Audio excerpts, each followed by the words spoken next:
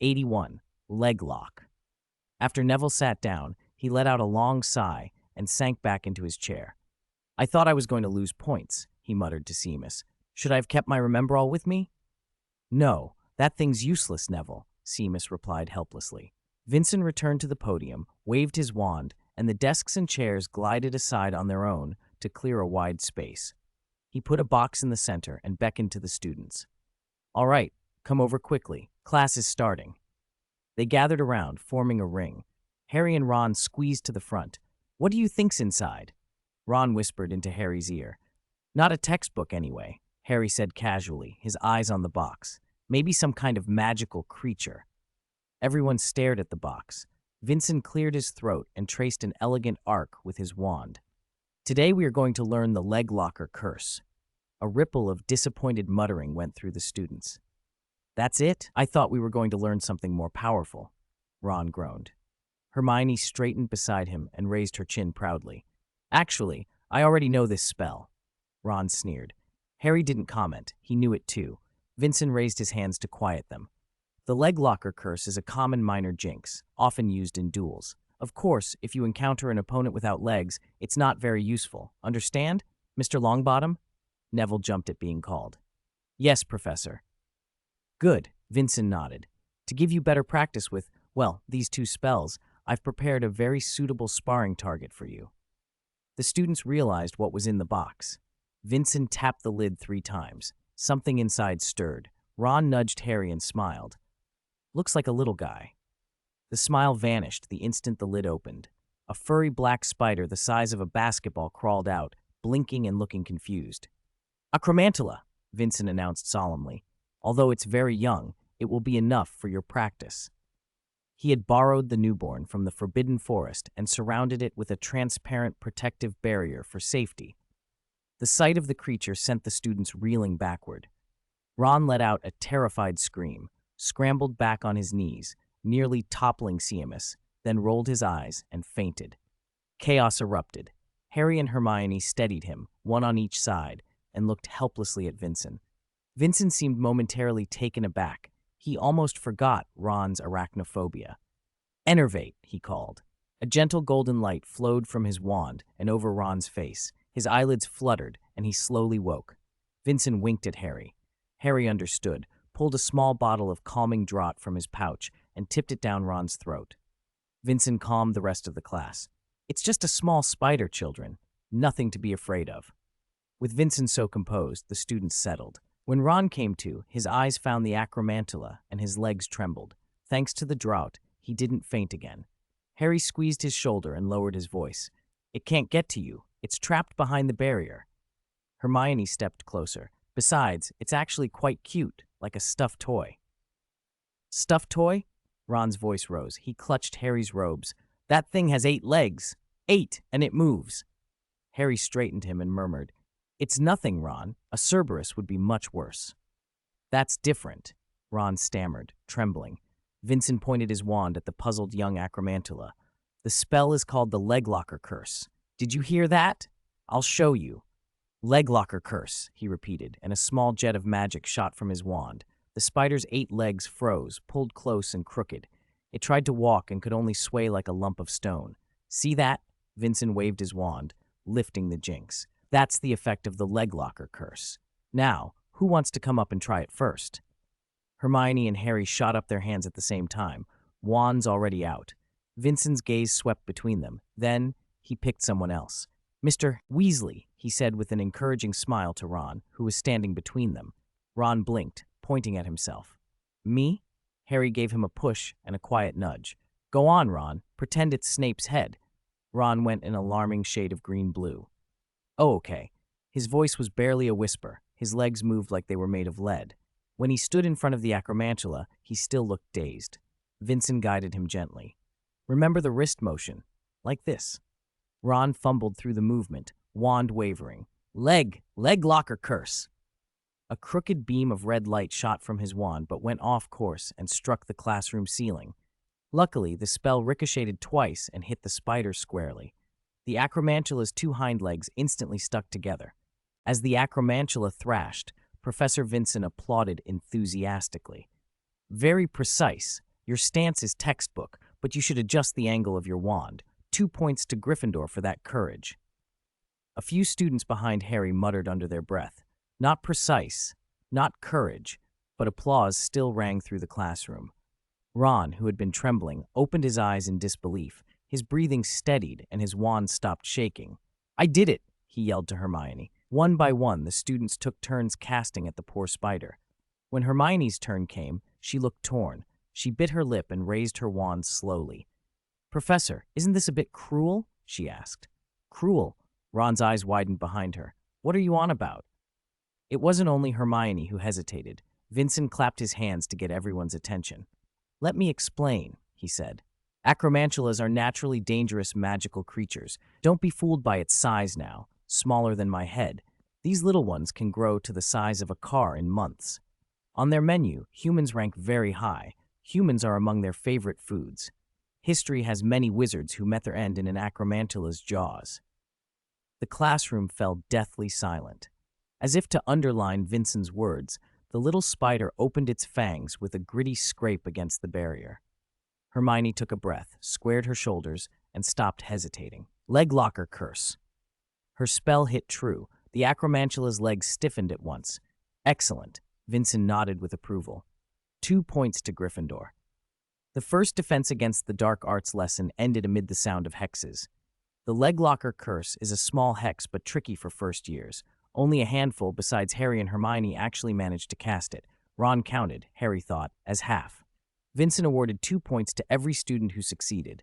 After class, Harry, Ron, and Hermione strolled down the corridor. Ron waved his wand excitedly, almost clipping a portrait.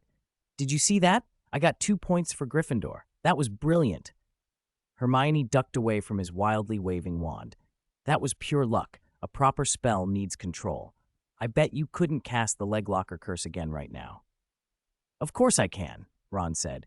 "I'll show you. Harry, stand there and don't move." Harry stepped aside. "Don't even think about it. I'm not your practice target." Sure that a stray spell would land him in Madame Pomfrey's care, he backed off. Ron pouted, then aimed at a suit of armor in the corridor. "Fine. Stop," Hermione snapped. "No casting in the corridor." "You sound just like Professor McGonagall," Ron complained, but he still pointed his wand at the armor and cried, "Leglocker curse." Harry was sure Ron had mispronounced it.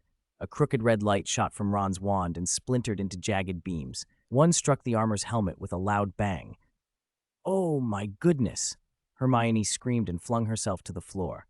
The armor's left hand was blasted off, flew past her hair, and thudded against the wall. Ron's face went ashen. I didn't mean to," he stammered. "Tell that to the professors," Hermione hissed as she scrambled to her feet. The explosion had done more than wreck armor. It had drawn Filch and his cat. "Who's there? What happened?" Filch's gruff voice and Mrs. Norris's hissing came from around the corner. Harry and Hermione exchanged a look and chose the obvious option, run. Harry grabbed the stunned Ron. "This way." They bolted down a side passage like startled rabbits, Ron's robe nearly tripping Harry. After a few flights of stairs, Harry pulled them into an empty classroom and shut the door. Hermione pressed her ear to the wood until Filch's grumbling faded away. She sighed, turned, and found Harry and Ron slumped on the floor, still caught in the aftershock of fear. After a few seconds of tense silence, Harry couldn't help himself and snorted with laughter. Ron and Hermione cracked up too. "Familiar scene," Harry said. "Hopefully, we won't find a three-headed dog in here this time." The classroom was otherwise empty, except for a large object covered with a white sheet in the middle of the room. Ron rubbed his nose and peered at it. "What's that?" he asked, curiosity getting the better of him. He stood, brushed dust from his robe, and stepped forward. "Don't touch it," Hermione warned. "You've caused enough trouble. What if it's dangerous?" She never finished. Ron pulled the sheet away. Beneath it stood a huge, ornate mirror, upright and gleaming. Ron stared, puzzled, then looked at Harry and Hermione. "A mirror? Who would leave a mirror like this here?" "That's perfect. My hair's a mess," Hermione said, hurrying over and running her fingers through the curls flaring from their frantic dash. Ron elbowed Harry and murmured, "She actually cares about that." Hermione's ears tinged pink at the remark. She turned and shot Ron a withering look. "Some people should worry about their robes first." Only then did Ron notice. The hem of his robe had somehow tucked into his belt and flipped out, hanging like a shabby apron. He fumbled to fix it and only made the robe more of a mess. Chapter 83, Mirror Soul Power. "Hey," Hermione cried, surprised, standing in front of the mirror and calling Harry and Ron over. "Come and look at this." They hurried across the room. Hermione was staring at her own reflection, breathless. "Look, I'm holding OWL certificates in every subject." "OWLs? What's that?" Ron asked, puzzled, glancing at Harry. "They're the big exams we sit in our 5th year," Harry said. "But she's only in 1st year," Ron said, baffled. Harry shrugged. He had no answer. Then he followed Hermione's gaze and looked into the mirror. The sight stole his breath away. He saw himself in Gryffindor Quidditch robes, 2 people with their arms around his shoulders, a man and a woman. The man had messy hair and glasses like his. The woman had brown hair, not as curly as Hermione's, and green eyes, his mother's eyes. He knew them at once. "Dad? Mum?" he murmured. The scene in the glass didn't stop there. He saw Professor Vincent watching him from a little way off, a look of relief on his face, the teacher Harry most respected. Behind him stood Ron and Hermione. Everything in the mirror looked impossibly right. A shout from Ron snapped Harry back. Ron was staring too, beaming. "I see myself as head boy and Quidditch captain." "I think," Hermione began, then pointed to the top frame. "Look at the inscription." They peered up. The words read Erised Stra Eru. Ron squinted. "Oh, Merlin, whose name is that? It's so long." "Read it backwards," Hermione said. Ron tried it, and the phrase rearranged itself. "I show not your face, but your heart's desire." "A mirror that shows what you most want," Hermione declared. "That explains it. I want OWL certificates in everything. Ron wants to be head boy and Quidditch captain." "Those two aren't mutually exclusive," Ron said, momentarily stunned, then grinned. He'd hoped the mirror might be predicting the future. Harry, listening to Hermione, felt the truth of it. The glass reflected longing, not prophecy. Even so, the visions were not unpleasant. He looked back at the mirror again. A calm voice came from the doorway. "Ah, Miss Granger, a very sensible deduction." They spun around to find Professor Dumbledore standing in the corridor. Hermione, startled, hid her wand behind her back. "Good afternoon, all of you," Dumbledore said, stepping nearer.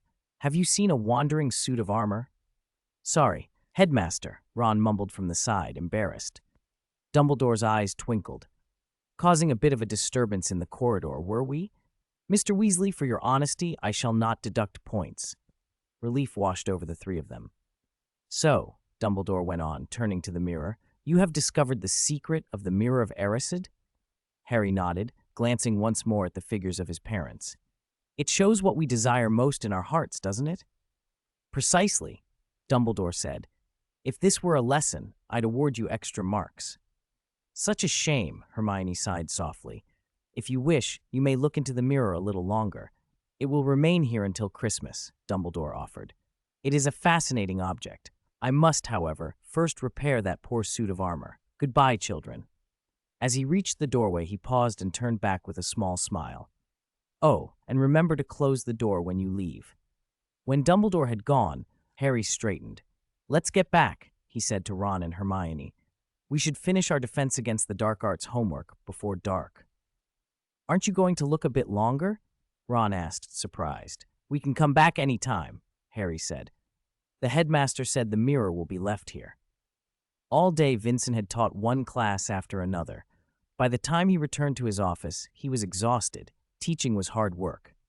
Judging by the students' reactions, his Defense Against the Dark Arts lesson had gone well, which put him at ease. Still, Quirrell's recent behavior nagged at him. It did not feel right. A plate with a small slice of pie and a steaming cup of black tea waited on his desk. Tata had brought his lunch, as he'd asked. Vincent rubbed his temples, took the last bite, and glanced out the window. Evening had already fallen. He had forgotten to visit the plantation today. He wondered how Lupin was getting along with the batch of black root grass. He pulled on his thick robe from the coat rack and stepped through the portal set into the wall. At the plantation, the sky was dimming as well. Passing the Tree of Wisdom, Vincent noticed something odd about it tonight. He tapped his wand. Lumos Maxima.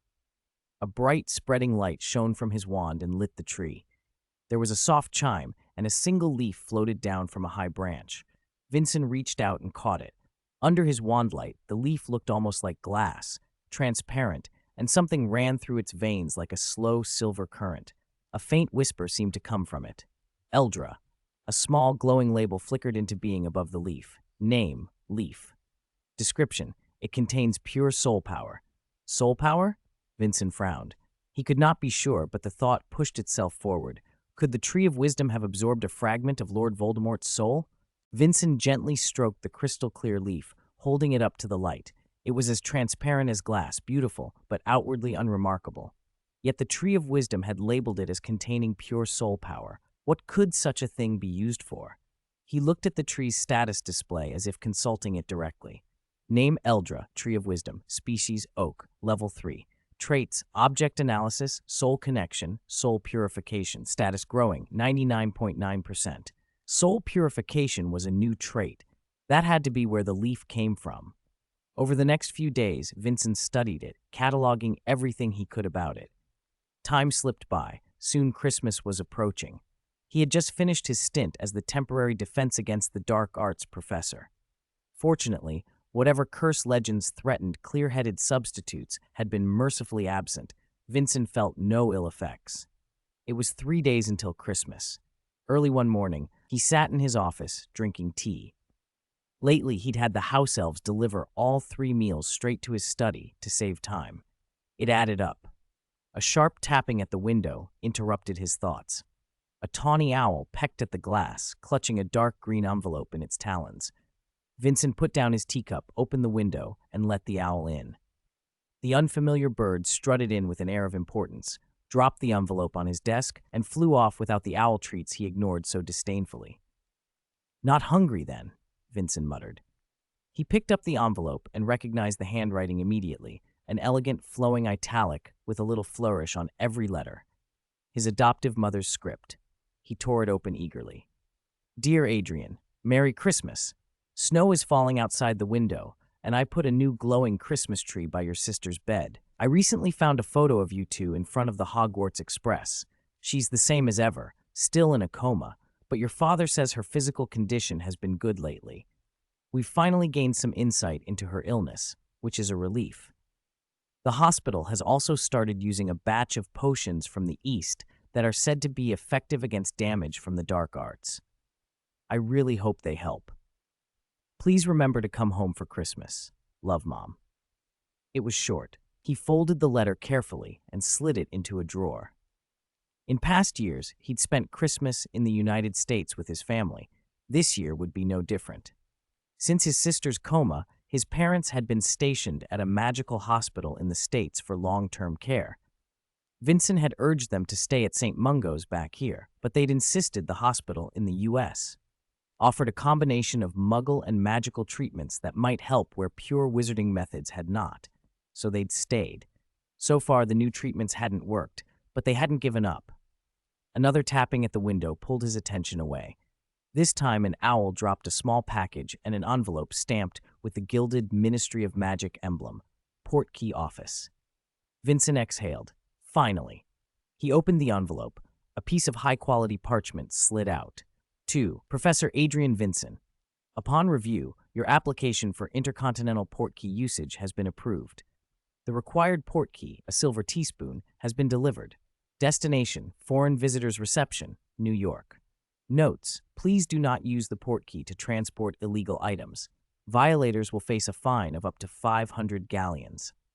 Portkeys could be borrowed from the ministry for a fee, but they were strictly controlled. As a Hogwarts professor, permission had been straightforward. Why a portkey? Long-distance apparition was simply unpleasant. Portkeys felt gentler to Vincent. He also planned to stay in the States for 2 weeks to avoid any unnecessary complications. He opened the package. Inside lay a tarnished, well-worn silver teaspoon, exactly the kind of inconspicuous object the ministry preferred for portkeys.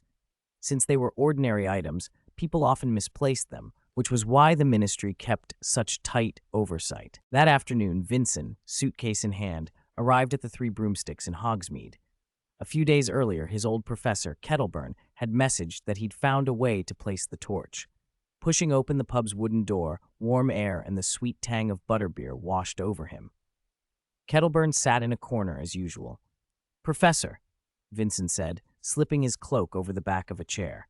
Kettleburn lifted his mug and grinned. Despite the smile, the sleeve of his jacket revealed a bandage at the cuff. His remaining arm had a fresh injury. "Good afternoon, Adrian," Kettleburn said, taking a long swallow of mead. "You look lively today." Vincent sat, set his suitcase on the table, and nodded toward the bandage. "What happened to your arm?" Kettleburn shrugged with mock nonchalance and waggled it. "Been nipped by a little pup. Would have preferred it bit the other hand. Your prosthetic is much tougher than the real one you made for me." "I can make you a prosthetic for that too," Vincent offered. "Get lost," Kettleburn snapped, then laughed and raised his glass. Golden foam clung to his mustache. "Madame Rosmerta," Vincent called toward the bar. "One butterbeer, here." "And a mead for me," Kettleburn added.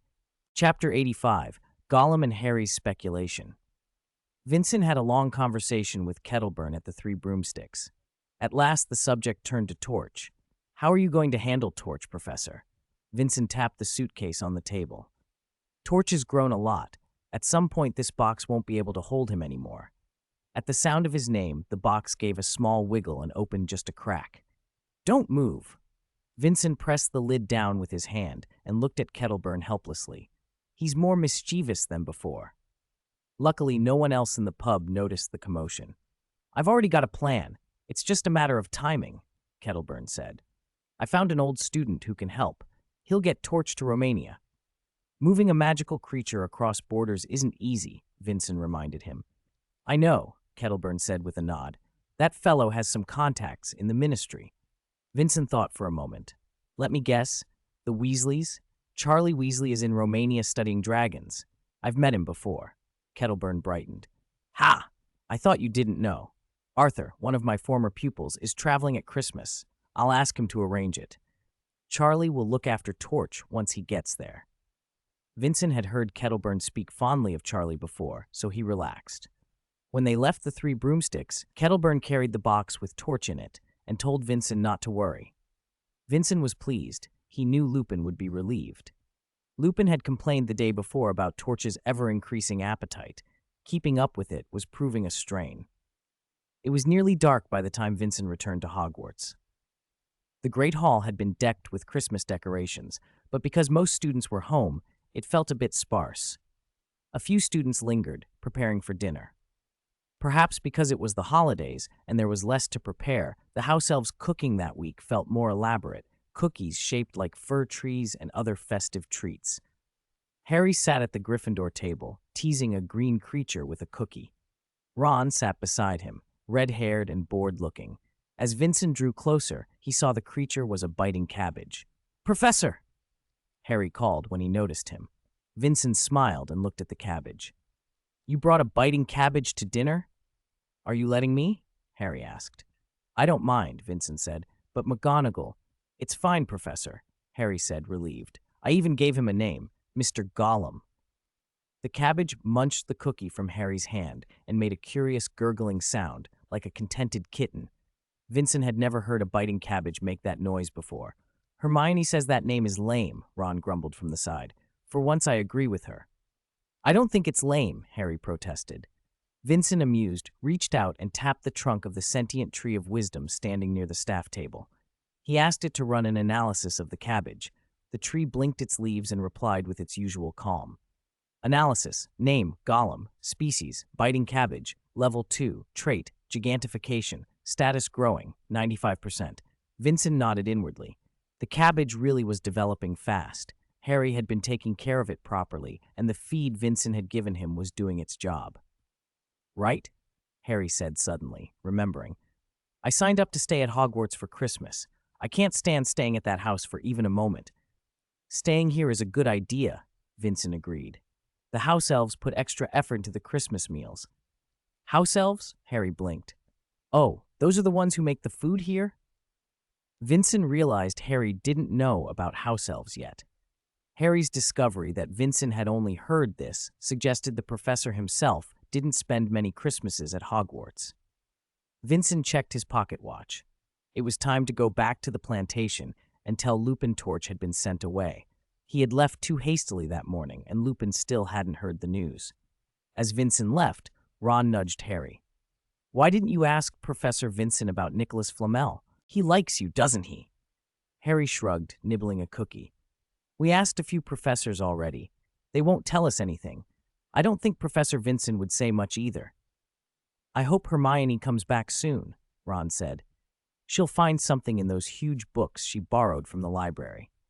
"Even if she doesn't," Harry said, brushing crumbs off his fingers, "once we get past Fluffy and down that trapdoor, we'll know."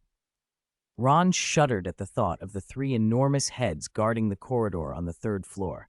"Are you really planning to do that?" "Of course," Harry said, as if it were obvious. "Think about what Dumbledore said at the start of term. If he wanted to hide something, he'd put it somewhere no one could find. He wouldn't make it so obvious, telling us not to go down the right-hand corridor of the fourth floor. It's a challenge for adventurous students." "That makes sense," Ron admitted, then asked again, "But how are we going to get past Fluffy?" Harry spread his hands and glanced at the cabbage. Mr. Gollum tilted its head and made a puzzled little noise, as if it were waiting for instructions. 86, Tia Morrison General Hospital. There was a good reason Harry thought the way he did. Vincent had once told him that, back at school, some professors liked to set up interesting challenges for students and reward those who completed them. What Harry didn't understand was that professors wouldn't set a deadly creature like a Cerberus as a school challenge. He resolved that once he knew enough magic, he'd go back to that fourth-floor room and try it. As for the Cerberus, Gollum ought to have a way of dealing with it. Even if he couldn't defeat the beast, Gollum could at least keep them safe from its jaws like last time. The day before Christmas, Vincent was due to leave for the United States. In the afternoon, he walked beyond Hogwarts Gate to avoid the protective charms interfering with a portkey. He carried only one standard-sized suitcase, or rather, something that looked exactly like one. In reality, it was a portable portal disguised as luggage. After checking everything, he reached into his pocket for the silver teaspoon. In an instant, he felt his collar lifted, and when he blinked, he was somewhere else. Portkeys were simple, convenient, and could be used anywhere. He found himself in a wide corridor. Since he'd stood here before, he turned into the room marked Foreign Visitor Reception, New York, without pausing. The room was plainly furnished, a wooden desk, 2 chairs, and a fireplace in the corner. "Good morning, sir," the middle-aged man behind the desk said, looking up. "You're the first today." Vincent sat and smiled.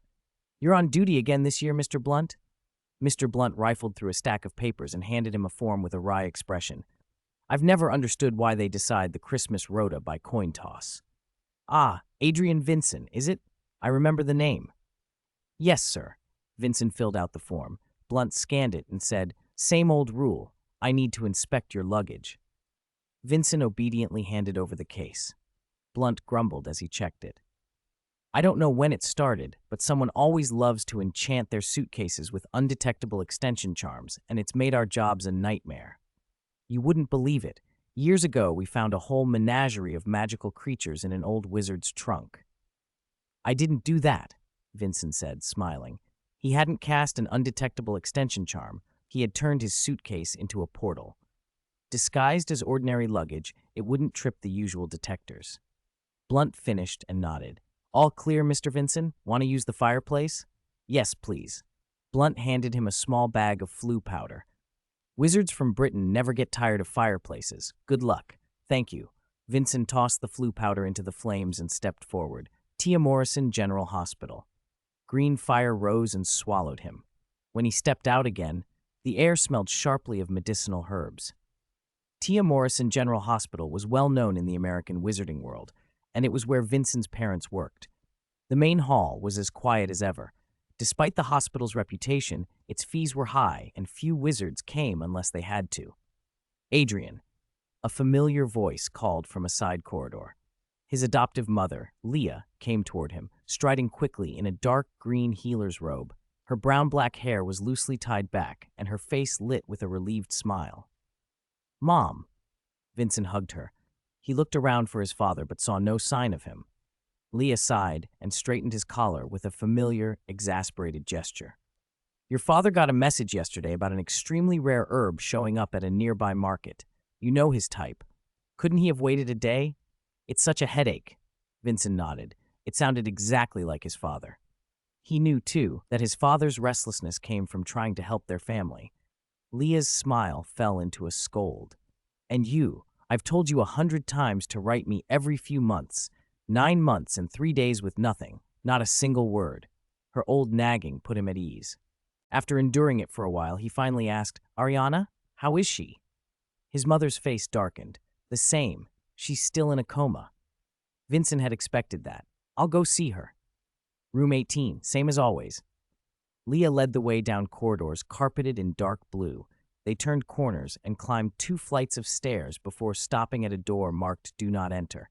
Inside, there was only a bed, a small wooden table, and a modest Christmas tree beside the headboard. The heavy curtains were drawn back just enough for a ray of sunlight to fall across the bed.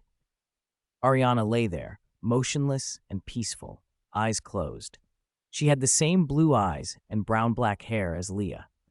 For years, she had remained unchanged, her face holding the soft contours of a young girl, as if time had stopped for her. Vincent stood by the bed and watched the quiet rise and fall of her chest, the small, steady rhythm that had become the family's whole life. Vincent had always felt powerless about his sister's illness. Normally, someone subjected to the cruciatus curse would suffer pain worse than death, and only prolonged exposure drove them mad. But Ariana's condition didn't look like the usual aftermath of that curse. The cruciatus couldn't keep someone in a coma for years. He had once asked the Tree of Wisdom to analyze it, but it had given him no useful answers. After staring at his sister for a long moment, he turned to his mother. About the clue you mentioned in your letter. Leah noticed his look, sat on the edge of Ariana's bed, took her hand gently, and said, Your father and I met a master by chance recently. He thinks Ariana's illness injured her soul. Soul? Vincent repeated. He didn't understand souls very well. Leah nodded and explained. He said everyone experiences pain differently. Ariana may be extraordinarily sensitive to the cruciatus, so much so that her soul seems to have been ripped apart. So that's why she's in a coma, because her soul was damaged? Vincent thought for a moment. Is this master credible? It sounds a bit far-fetched. Maybe, Leah admitted, stroking Ariana's forehead, frowning. But your father and I both felt what he said had some merit. He didn't know how to treat it, though. He told us to consult someone with greater mastery of souls. Someone with greater mastery of souls. The image of Lord Voldemort, noseless and menacing, crept into Vincent's mind. Voldemort had split his own soul to make Horcruxes. By that measure, he knew a great deal about souls. But Voldemort was no one to ask for help. He wouldn't offer advice. He'd offer an Avada Kedavra. Not to mention, Vincent had already destroyed one of his Horcruxes. Vincent called the Tree of Wisdom to him in his mind. Eldra, he whispered and asked, analyze the cause of Ariana's coma. Perhaps the Tree of Wisdom had grown recently. It returned more information than before. Images and words slid into Vincent's mind. Name, Ariana. Status, soul integrity, 51%. Vincent's pupils narrowed. 51% soul integrity, half of Ariana's soul was gone. He asked the tree how to restore it, but this time it offered no specific method. He turned back to his mother. What was the master's name? Leah hesitated, then shook her head. We don't know. He approached us while we were outside sunbathing Ariana during a conference in Paris. He said he'd been there to see an opera and now lived elsewhere, so we couldn't find him again. We didn't get more details before he left. That doesn't sound very reliable, Vincent said, walking over to the small Christmas tree beside Ariana's bed. A photo hung on it, Vincent and a young Ariana in front of the Hogwarts Express, her arm looped through his. Grinning, he stared at it for a long moment. Don't worry, Vincent. Leah glanced at the clock, then toward the door. Your father and I will look into this. I have to go to work now. You can stay here as long as you like. After she left, Vincent lingered at the bedside. Paris. Opera. The image kept nagging at him. That afternoon he had gone to Paris, the opera house. A vague idea formed in his mind. He found himself in a nearby park, panting on a long bench, a small, exquisite bottle clutched in his hand. Long-distance apparition had left him shaky. He He had used spell after spell to get here, and his head throbbed.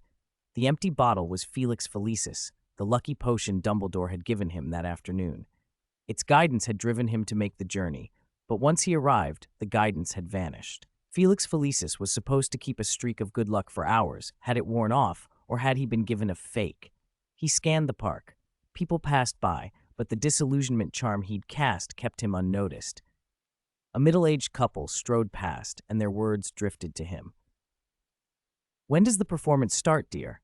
The man checked his watch. "Half an hour. We have time."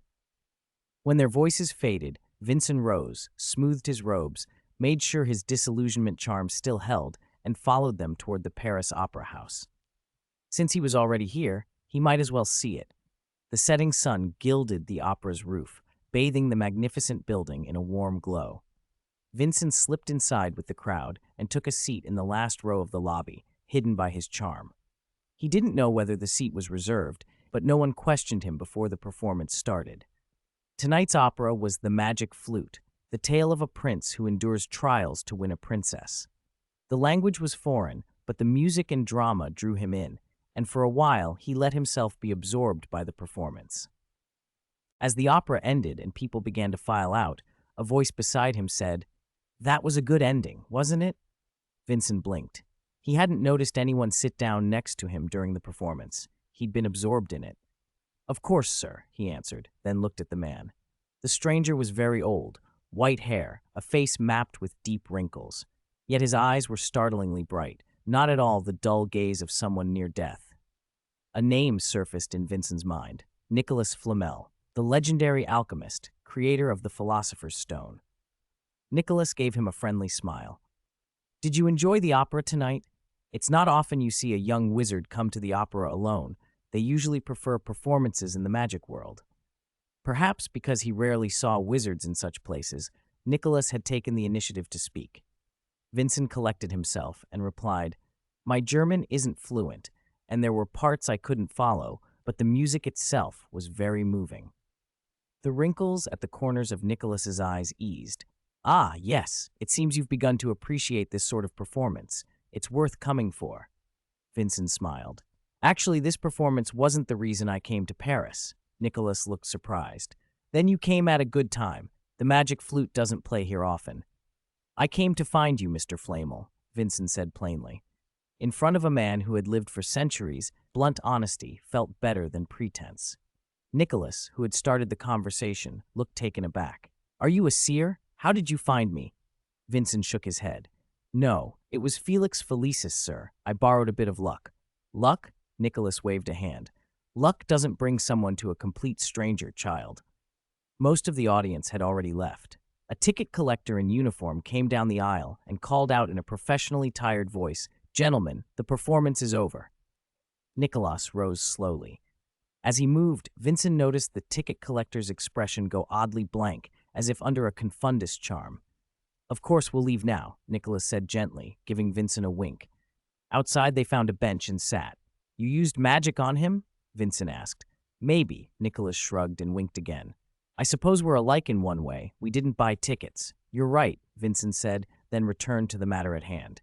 "One more thing. I recognize you, Mr. Flamel." "Many people know my name," Nicholas said lightly. "Too many want to find me, but very few succeed." "I feel honored to be one of the few," Vincent replied. Nicholas's expression softened for a moment, then he became serious. "So, what did you come to ask me about? The Philosopher's Stone? The elixir of life? Alchemy?" Vincent shook his head. "It's about something more recent, about my family. They found an unconscious girl and said they met you nearby and talked for a while." Nicholas thought for a moment, then his face lit with recognition. "Ah, yes, that child. Forgive an old memory. Give me a moment. Ariana, is that the name?" Vincent confirmed, and a wave of relief passed through him. If his parents had indeed encountered Nicholas Flamel, the theory that his sister's coma involved damage to the soul suddenly had more weight. "That's my sister," he said. "I came to ask you some questions about her."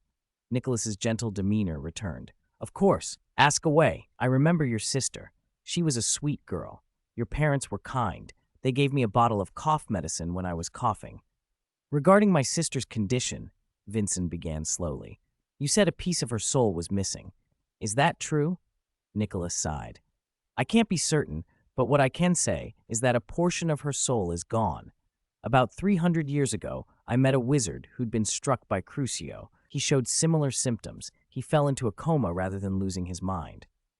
Living so long meant having a breadth of knowledge, Vincent thought, quietly impressed. Did that wizard ever wake up? He asked. Nicholas shook his head. No, the soul is a taboo subject among wizards. Once the soul is involved, everything becomes complicated. If a fragment is missing, you have to find a way to mend it, and that's not something just anyone can do. Mend the soul. Vincent couldn't help thinking of the fallen leaf from the Tree of Wisdom. Its description, it contains pure soul power, came to mind. If only it might help his sister. I understand, he said solemnly. Thank you, Mr. Flamel. Nicholas smiled faintly. That's all I know. As for what to do next, I'm afraid I don't know. Vincent glanced around. Night had fallen. I must go, sir. Goodbye. Nicholas raised his hand in a small wave. And one more thing. Don't tell anyone where you found me. I don't want my retirement disturbed. After they parted, Vincent realized he'd forgotten to tell his mother he'd left. Considering the time difference, it should only be getting dark in New York. He ought to still make it back in time for dinner. 89. Results and Christmas. Fortunately, Vincent had the portkey with him before he arrived in Paris. If he had to apparat back to New York, he might have gotten lost halfway. The moment he touched the silver teaspoon, he was back outside the Alien Reception Center in New York. Good evening, sir. Brant's listless voice greeted him as soon as he entered. Please come this way to fill out the form. Wait, it's you again, Mr. Vincent. Vincent shrugged at the tired receptionist. Accidentally triggered the portkey. Brant blinked, mildly confused, but didn't press for details. His shift was over in 3 minutes anyway. Vincent's parents had bought a small house with a garden near Tia Morrison General Hospital. On special occasions, they brought Ariana home from the hospital to care for her. Today, for instance, they couldn't bear to leave her in the cold. Vincent went home, listened politely to his mother's chatter, and then went straight to Ariana's room at the end of the second floor. She looked the same as before, lying on the bed with her eyes closed, long, dark brown hair fanned across the pillow. He watched her quietly for a while, then took the leaf from the Tree of Wisdom out of his suitcase. The small, green leaf was humming with a faint inner light. A note of description seemed to whisper at the edge of his mind. It contained pure soul power. Vincent had hoped the leaf would do something for his sister, but he hadn't been sure how to use it, potion, ritual, or some other method. As he hesitated, the leaf itself moved. It rose and floated above Ariana's forehead, as if pulled by invisible threads, scattering pale lights like tiny fireflies. The lights pulsed in time with Ariana's shallow breaths. The leaf began to liquefy, turning into a silvery stream speckled with starlight that seeped slowly into the skin above her brow. Vincent barely dared to breathe.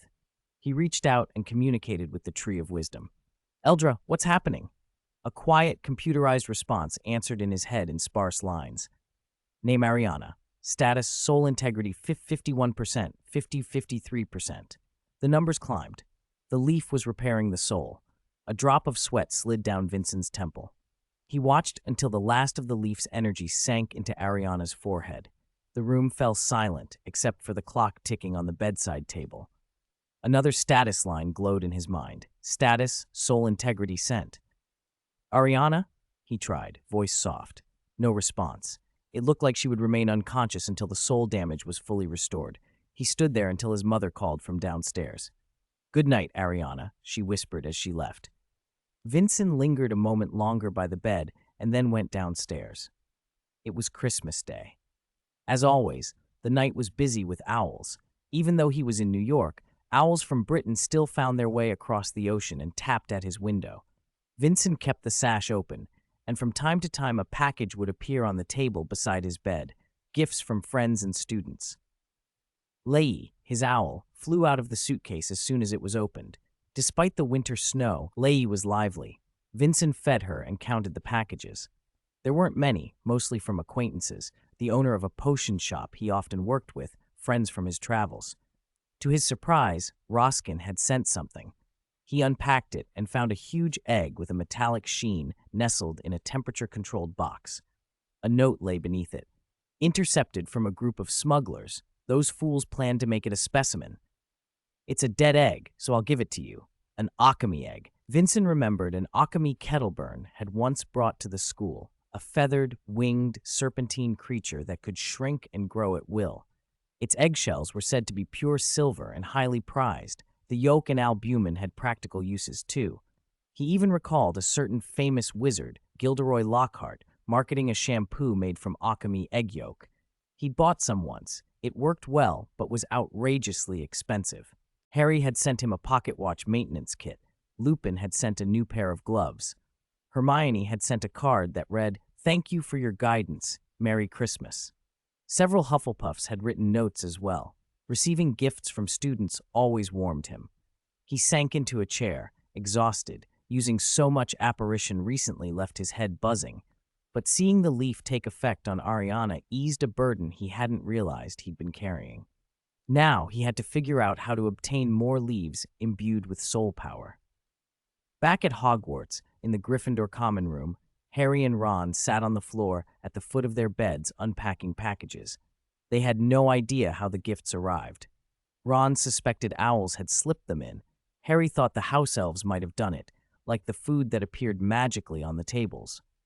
Harry had received a flute from Hagrid, a large box of horseshoe-shaped chocolates from Hermione, a hand-knitted sweater and fudge from Mrs. Weasley, and a 50-pence coin from his aunt and uncle, which he tossed aside in disgust. When he opened a small, carefully wrapped package, he found a palm-sized box with a note in Vincent's handwriting. "Merry Christmas, Harry. This is an amulet made of thunderstruck wood. Inside was a small, dark piece carved with fine patterns and unfamiliar symbols, strung on a cord." "What's that?" Ron asked, poking at his own gifts. "Professor Vincent gave it to me," Harry said, slipping the amulet into his pocket. "Seems to be an amulet." Ron looked envious. "Seems like Professor Vincent really likes you. What kind of magic is on it?" "I don't know," Harry admitted with a shrug. The last package was anonymous, a soft, silver-gray fabric. Harry recognized it immediately, an invisibility cloak. He remembered finding an old cloak in the storage rooms of Vincent's estate before. It had almost lost its power from long storage. Who would send him another cloak? A note lay on top of the fabric. "Your father left this item with me before he died. It should now be returned to you. Use it well. Wishing you a very Merry Christmas." Harry held the note for a moment, thinking. It must have been given to him by someone his father knew. Who could it be? 90. End of vacation. Vincent had spent a quiet Christmas in New York with his family. He kept a close, worried eye on his sister Ariana, but frustratingly, she showed no sign of improvement. Hogwarts' holidays were the same as ever. For Harry, they had been blissful, endless food and play. But breaks end, and soon everyone returned. The castle came back to life as students trickled in. Vincent arrived on time that morning and even made it for breakfast in the Great Hall. Professor Flitwick, in a brand new robe, slid into the seat beside him. "Professor Vincent," he asked, "how were your holidays?" "About the same as usual," Vincent said, nibbling a pumpkin pasty. "I went back to New York for Christmas." He stopped mid-sentence as his gaze shifted to the entrance. Professor Quirrell was walking in, his purple turban wound even tighter than before, nearly covering half his face. He moved expressionlessly through the student tables to the staff table and sat in the far corner. As he passed, Vincent noticed something odd. The cloying smell of garlic that had always lingered around Quirrell was gone. Flitwick leaned over in a whisper. "I heard he took a short leave at St. Mungo's to recuperate. He seems to be much better." "He does seem different," Vincent said softly. Quirrell's mood looked improved, yet there was something off about him. His actions were unnaturally smooth, nothing like the nervous, stammering man from last term. A quick, involuntary glance confirmed the obvious. Quirinus Quirrell. Occupation, wizard. Whatever else the past had held, the man before them was no longer the same as he had been. "I remember you covered his defense against the dark arts classes for a while, didn't you?" Flitwick added. "Yes," Vincent replied, still watching Quirrell. "But he's back now, so my job's done." "That's a shame," Flitwick said, shaking his head. "The students said you taught very well." Vincent shrugged. It had been Dumbledore's decision, not his.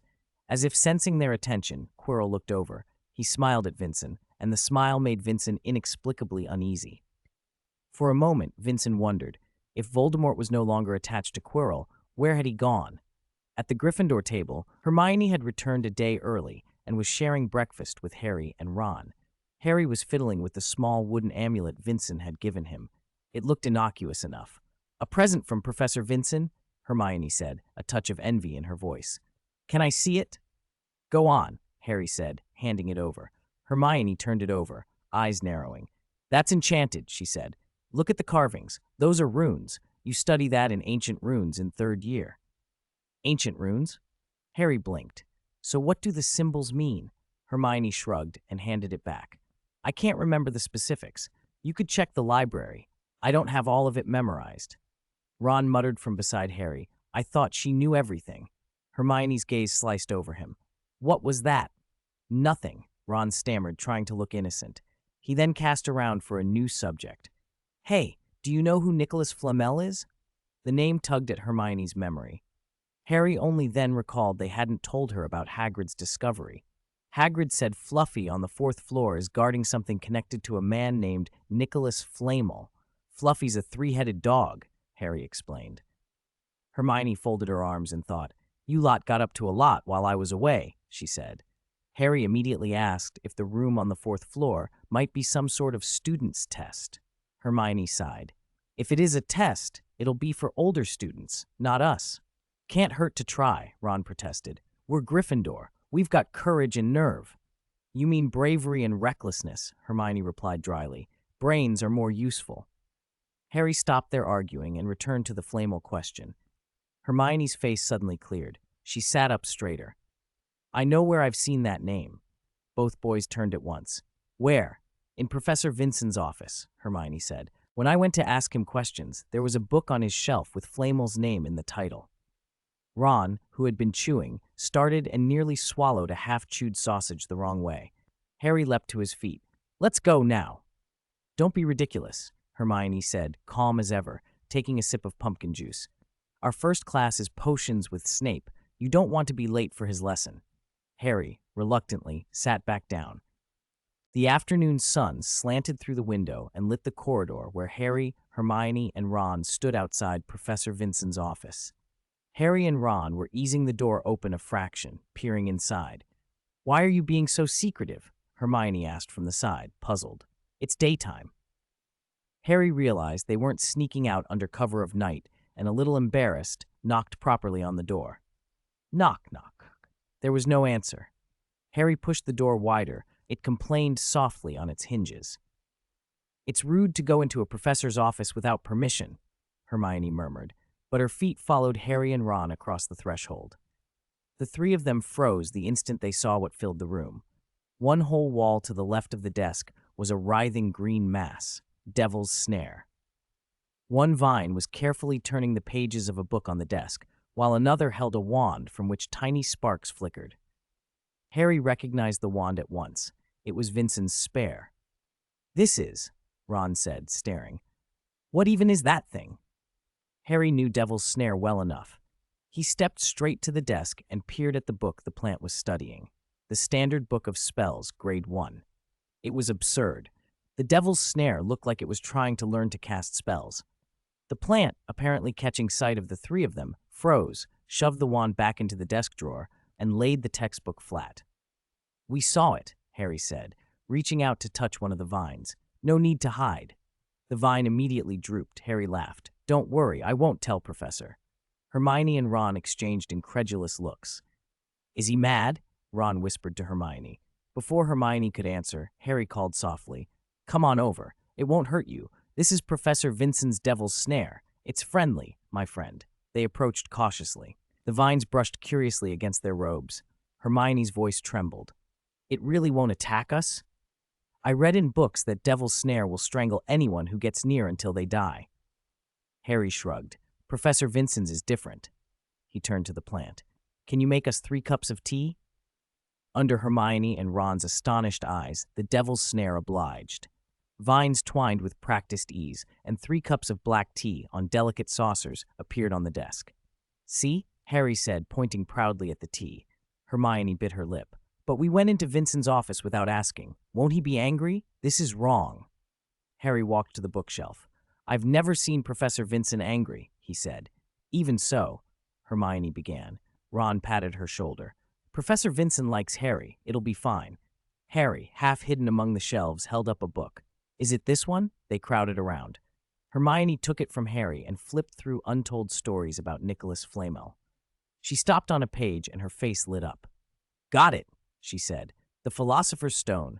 It says Nicholas Flamel made one, turns any metal into pure gold, and makes the elixir of life that can keep you alive forever. Turn any metal into pure gold? Ron's eyes went wide. So we find the stone and we're rich. Hermione rolled her eyes and closed the book. That's only a theory. It might not even be the Philosopher's Stone. Harry stood very still. Could it really be hidden on the 4th floor? Gold didn't interest him much. He had, as the story went, a warehouse full of galleons left by his parents, and immortality felt a long way off for an 11-year-old. Ron, however, could not stop muttering Philosopher's Stonians and pure gold, and Hermione looked keen enough to run straight to the library. As soon as their afternoon classes ended, she darted off, promising to look up everything she could about the stone. When the three left, the Devil's Snare shut the office door behind them with a curling vine and retrieved its textbook. Sparks from the spare wand blinked bright in the dim room as the plant practiced. Word that the Philosopher's Stone might be hidden on the 4th floor actually cooled Harry's curiosity rather than inflaming it. Gold and immortality were possibilities for another lifetime. Ron, by contrast, was buzzing about treasure. Hermione busied herself with research. That evening, Professor Vincent returned to his office after a visit to check on Professor Quirrell. Quirrell's behavior had changed in odd little ways. The stammer that had plagued him in class had, for reasons Vincent could not account for, seemed to have gone. Several students had mentioned that Quirrell still read from the textbook in lessons, but he no longer stuttered. Vincent pushed the door open and froze. Someone had been in his office. 3 cups of tea sat neatly on his desk, untouched. A vine of the Devil's Snare reached from behind the chair and traced a rough outline of Harry's face in the air. The plant's presence explained the visitors. Vincent relaxed and sat down. He had piles of 5th year's holiday homework to grade, an exercise paper he'd compiled from past OUL exam questions. Miss Donovan, Mr. Flint, the quill scratched on parchment. Vincent muttered over the answers. He made a face at one and read aloud to himself, half amused, half disgusted. Mr. Cartwright, effects of a flobberworm egg, can it be used to stew beef? Would it be incomparably delicious? Genius. He marked the paper with a stern flourish and gave the student a failing grade. Then, despite himself, made a mental note that he would like to try that recipe someday. 92. Snape and Quirrell time flew by, and the new semester at Hogwarts passed peacefully. For Harry, there was plenty of good news. Quidditch practice went well. His teammates all agreed he had remarkable talent, and in recent training matches, he'd caught the golden snitch more than once. His schoolwork was solid too. Professor Snape seldom found an excuse to deduct points from him in potions, although Harry still lost the odd point for ridiculous things like spacing out for a few seconds while stirring. Another surprise came in defense against the dark arts. Quirrell, whether by sudden inspiration or something else, had become far more interesting in class. He no longer stammered through the textbook and had started teaching genuinely useful things. Harry had even picked up a few harmless minor spells. Still, he thought Vincent's defense class was better. At the end of February, the Quidditch pitch was packed. This match mattered. Gryffindor was facing Slytherin, and the referee was Professor Snape. That did not bode well for Gryffindor. Almost every student and teacher at Hogwarts had come to watch. Harry even saw Headmaster Dumbledore in the professor's box. Vincent sat in the front row, chatting about Quidditch with Professor McGonagall. Vincent had meant to sit next to Quirrell, but Quirrell hadn't come. Vincent looked a little disappointed. He still wanted to tease him. McGonagall, true to form, was a Quidditch enthusiast. She analyzed tactics, positions, even brooms with the eye of a professional. The match began. 5 minutes later, the commentator's cry cut through the crowd. Harry caught the golden snitch. It was over in moments. The commentators sounded as surprised as everyone else. Had the game really lasted less than 5 minutes? Professor McGonagall had already risen from her seat and gone to celebrate Gryffindor's victory. Harry landed on the pitch, clutching the tiny gold sphere. The crowd surged forward, cheering. Even after he left the changing room and returned the Nimbus 2000 to the broom shed, he felt a bit dazed. 1 second, a golden blur, the next it was in his hand, and Gryffindor had won. He pictured Malfoy's furious expression. Tomorrow, he'd have to show off this new record properly. After stowing his broom, Harry paused in the doorway and watched the sunset for a few moments. Then he saw someone descending the castle steps in a hurry. Professor Snape. Snape was heading toward the Forbidden Forest. A chill of unease ran through Harry. For some reason, he felt compelled to follow.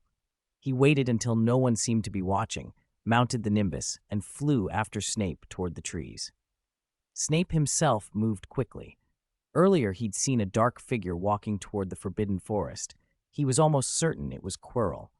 Dumbledore had ordered him long ago to keep an eye on Quirrell, and so he had followed without a word. A few minutes later, Snape reached a clearing. The sky had already gone completely dark. "You made me wait a long time," a familiar voice said from behind a tree, and Snape felt his skin go cold. The voice was Quirrell's, but the tone was wrong. "Show yourself," Snape said quietly, and the figure stepped into the moonlight. Snape drew his wand. The man looked like Quirrell, but Snape knew immediately this was not the same man. Then another voice, thin and terrible, cut through the night. "I thought you were still loyal to me, Snape." Snape's pupils narrowed. The tip of his wand trembled. The presence was unmistakable. "Master," he murmured, lowering his head. His voice was hoarser than usual. "Of course I am loyal to you." Quirrell, or rather the thing mounted on him, walked slowly closer. Snape felt a familiar, burning pain on the front of his left forearm, the dark mark. "Look up," the voice said. "It's time to test your loyalty, Snape." Snape raised his head and met eyes that shone faintly red in the moonlight. "Have you returned? Are you resurrected?" he asked. The reply was slow. "This body is terribly weak. It can barely hold my soul." A night breeze lifted Quirrell's turban, and Snape saw the hidden face beneath, cracked and fissured, as if the body itself refused to contain what clung to it. It was shockingly clear how ill-suited that flesh was to house the thing that spoke. "What do you need me to do, Master?" Snape asked, careful and controlled. "The Philosopher's Stone," the voice said. "Shall I fetch it?" Snape asked. "No," the voice replied slowly. "Tell me how to get past that dog, and I will get it myself." Snape hesitated. He found it odd that the Dark Lord would be stopped by a dog, but answered honestly. "The killing curse will be sufficient, Master." A furious roar cut through the clearing. "Fool," the voice thundered. "Do not use the killing curse here. That old man will sense it." Snape bowed his head. Voldemort's temper was unstable, and Snape had learned prudence. "I will find a way to get past the dog," he said. The dark mark burned on his arm with a fresh, hot pain. "Do not disappoint me," the voice warned. "As you command," Snape whispered. After leaving the Forbidden Forest, Snape returned to the castle and walked through the winding corridors straight to the headmaster's office. He had long suspected that Quirrell had motives beyond those he showed, but he had never expected Quirrell to be possessed by Lord Voldemort. If Quirrell's own consciousness still existed, Voldemort would never have let him call him by that name. The boy's overhearing of the term confirmed what Snape already feared. Quirrell's mind was likely gone, only a vessel remaining. Snape had no illusions that the Dark Lord truly trusted him. Quirrell exposing his condition to him now had likely been a last-ditch maneuver. He had to inform Dumbledore at once. Meanwhile, Harry was flying back toward the broom shed on his Nimbus 2000. The night wind cut his face and his heart thudded in his chest. He had heard part of Snape and Quirrell's conversation in the forest. It was only snatches, but they were enough. Snape had addressed Quirrell as Master. The proud, bullying Professor Snape using a word like that made Harry's skin prickle. There had to be more to their relationship than anyone at school suspected. From what he caught, Voldemort and Quirrell were conspiring to steal the Philosopher's Stone. Quirrell had even asked Snape to help find a way past Fluffy. By the time Harry reached the Gryffindor common room, He had to dodge a crowd of classmates eager to congratulate him on the Quidditch match. After fending them off, he pulled Hermione and Ron into a quiet corner. "What's wrong?" Ron asked, still riding the high of Gryffindor's win. "Have you planned how to humiliate Malfoy tomorrow?" Harry wasn't in the mood. "Quirrell and Snape are planning to steal the Philosopher's Stone," he said. "I overheard them in the Forbidden Forest." Quirrell asked Snape to help get past Fluffy. "The Forbidden Forest?" Hermione's head shot up. She had a thick book open on her lap. "What were you doing in the Forbidden Forest?" "That's not important," Harry said. "What matters is why Snape and Quirrell want the stone, and why Snape would cooperate with Quirrell." "Who wouldn't want the Philosopher's Stone?" Ron answered, casually spreading a biscuit between his fingers. "Gold and immortality. I'd want it if I could get it." "But they're professors," Hermione protested. "Maybe they think Dumbledore won't give it to them, so they'll steal it instead," Ron shrugged. "Snape looks like the sort of man who'd do that." Harry felt something shift inside him. He had assumed the obstacles on the fourth floor were a test put there by the teachers. Perhaps they were simply layers of protection for the stone. If Snape and Quirrell aimed to steal it, that would explain a lot. "Do you want to stop them?" Hermione asked, closing her book. "Or do you want to get the stone before they do?" "Neither." Harry shook his head, then faltered as a thought struck him. For a moment, he was silent, then he smiled faintly. Even if Snape and Quirrell succeeded, that didn't make it his fight, at least not yet. He had no claim on the stone. He just hated the idea of it falling into Snape's hands. "The stone is magic beyond making gold and the elixir of life," Hermione said, lifting her chin. "I read everything I could find about it in the library. It could have other uses we don't even know about." "Then Snape must be planning something terrible with it," Harry said. They spent the rest of breakfast arguing about Snape's motives. After a while, Harry made a decision. "First thing to do," he whispered to Hermione and Ron, "is tell Professor Vincent about Snape and Quirrell. If anyone should have the stone rather than Snape, it'd be him." Hermione agreed immediately, and Ron didn't care who ended up with it, so long as Gryffindor stayed safe. They left the Great Hall at once. If Vincent wasn't there, he was probably in his office. Across the hall, at the staff table, Snape sat pale and motionless, his eyes cold on Harry, though his thoughts were elsewhere. The night before, he had reported what he'd seen, that Voldemort had returned and was parasitically attached to Quirrell, to Dumbledore. The headmaster's reply had been maddeningly cautious. "Continue to watch Quirrell. Do not act rashly." What could Dumbledore be thinking? Voldemort, even weak and clinging to Quirrell's body, was still Voldemort. Snape would rather not have the Dark Lord moving about Hogwarts at all. Still, there was a sliver of advantage. On the surface, Voldemort trusted him. If he played his part carefully, he could keep an eye on Quirrell and protect the students, especially Potter. For now, he would do as instructed and wait for further orders. Harry, Hermione, and Ron reached Professor Vincent's office door. Harry was about to push it open when he noticed words on the door panel. "Please knock, thank you." He knocked twice, obediently. They waited. After half a minute, no answer came. Harry was about to turn away when Ron tapped his shoulder and pointed to the door panel. The words had changed. "If you are Harry Potter, please come in." "Professor Vincent really does favor you," Hermione whispered, smiling. Harry pushed the door open and led them inside. 94, in Wisen's office. The three of them pushed open Professor Vincent's door and stepped inside. The office was empty. Even the devil's snare they'd seen before was gone. "Looks like Professor Vincent isn't here," Hermione said, glancing at Harry. "Where do you think he is?" Harry shook his head and began to look around. The room was mostly the same as last time, except for a set of crooked tables and chairs shoved against the left wall. They were hideous. When his gaze fell on a suitcase tucked into the corner, his face lit up. He picked it up and carried it to the center of the room. It was heavier than it looked. How do you open this?" Under Hermione and Ron's puzzled stares, Harry heaved the suitcase into the air. It drew a graceful arc, stretching and reforming as if alive. When it landed, it had improbably become a door. "Wow!" Ron's mouth hung open. Hermione's eyes sparkled. "What spell was that? Transfiguration? Something else." "Professor Vincent's probably inside," Harry said, knocking. "Why don't we just go in?" Ron asked from the side. Harry shook his head. He told us no one may enter without his permission. Of course, he meant Harry himself could go in. Ron and Hermione grew suddenly curious about what might be on the other side. Come on, Harry, Ron said with a grin. You know Professor Vincent likes you. He won't mind. Let's just… He stopped when the doorknob began to turn. The door opened to reveal Professor Vincent. Ah, it's you, he said, unsurprised. The morning air outside had left his robes damp. With a flick of his hand, his robes flew to the coat rack by the door.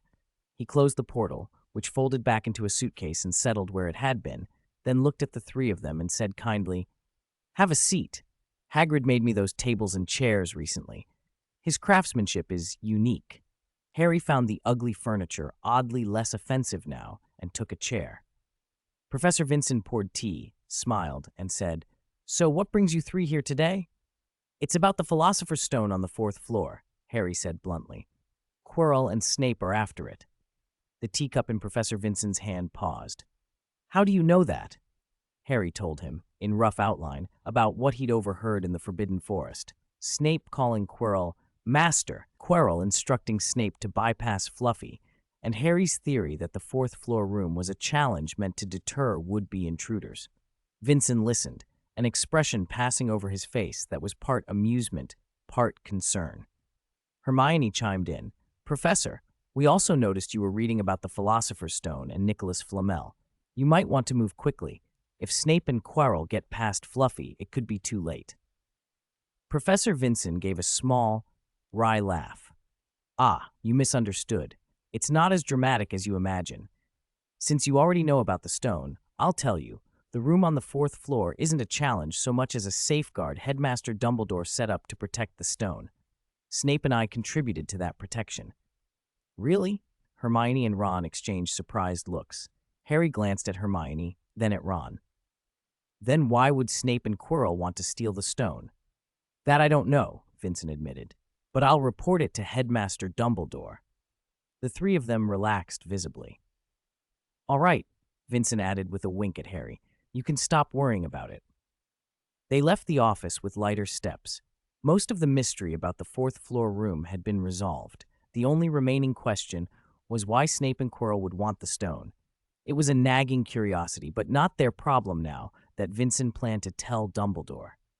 Once alone, Professor Vincent sank into his chair and stared at the wall. Harry's words nagged at him. Snape had called Quirrell Master. Everyone knew there was only one person Snape might use that term for, Lord Voldemort. Combine that with Quirrell's recent odd behavior, and the conclusion was grim. Voldemort had likely taken over Quirrell. That meant the man teaching the students lately might not be Quirrell at all, but a host for Voldemort. Vincent considered what to do. Should he warn Dumbledore immediately and try to suppress Voldemort early, or should he do nothing and let events play out, allowing Harry to face Voldemort and, perhaps, be forged by the ordeal? Part of him preferred to act quickly. Voldemort, even a diminished remnant, could have tricks left. Still, Vincent decided against raising the alarm. He would not draw Dumbledore's attention to this, at least not publicly. There was a chance Dumbledore already knew. He knew, for instance, that Snape had become a staunch Dumbledore ally. For Voldemort to reveal himself to Snape struck Vincent as a disastrous mistake. The future looked bleak. April arrived quickly. During that month, Vincent kept a close eye on Quirrell. He was convinced Lord Voldemort had taken complete possession of Quirrell's body, but when he used the Tree of Wisdom to analyze him, the tree only returned information about Quirrell himself. That confused Vincent. Could Voldemort hide from the tree's sight? Or was his assumption wrong? Dumbledore made no move against Quirrell either.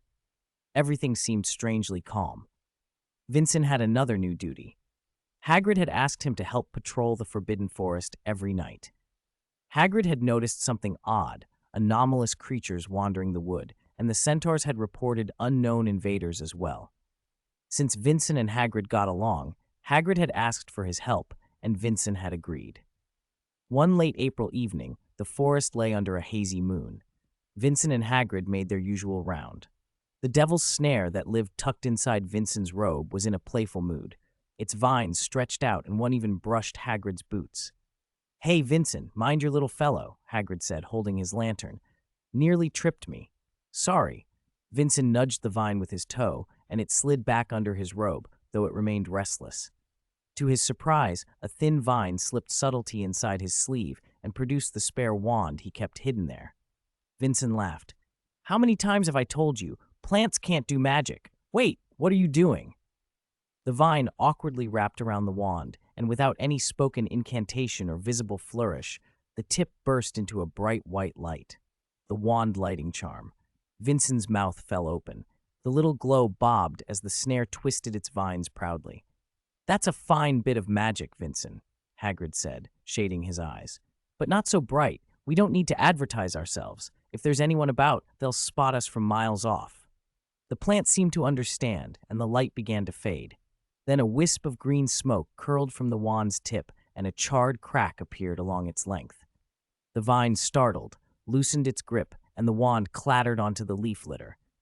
Vincent picked it up and saw the top half was ruined. The unicorn hair core was exposed. Well? Hagrid asked, craning his neck. Nothing, Vincent said, tucking the damaged wand back into his robe. All right. Hagrid turned back to the path. You walk behind me, same as always. Okay. Vincent glanced at the devil's snare. The vines hung limp, curling around the cuff of his robe like a child caught in mischief. A few thin tips crept out and wrapped gently around his fingers, as if begging forgiveness. It's fine, Vincent murmured. Don't worry. We'll go to Diagon Alley this weekend and find you a proper wand. The plant perked up, rubbed against his wrist, then slid back inside his sleeve. Vincent felt its excitement. This troublesome little thing. Rustling came from the bushes ahead. Hagrid swung his lantern toward the sound. Who's there? A tall figure stepped out of the shadow of the trees. A centaur, dark red hair and beard on his human torso, his lower half a reddish-brown horse with a long red tail. Hagrid relaxed. It's you, Ronan, he said. Ronan didn't reply at once. He sniffed the air, eyes sweeping the woods, then regarded Hagrid in a slow, cautious way. Good evening, Hagrid, he said finally. Vincent had seen centaurs at school, but never spoken with one. Apart from Hagrid, centaurs rarely approached people. Are you patrolling too? Hagrid asked. This isn't usually your part of the forest. The whole Forbidden Forest is ours to watch, Ronan answered, his voice low and booming. Darkness spreads here. The paths of the stars grow chaotic. We have seen ill omens. Thank you for the warning, Ronan, Hagrid said. He leaned close to Vincent and whispered, Centaurs don't speak like folk.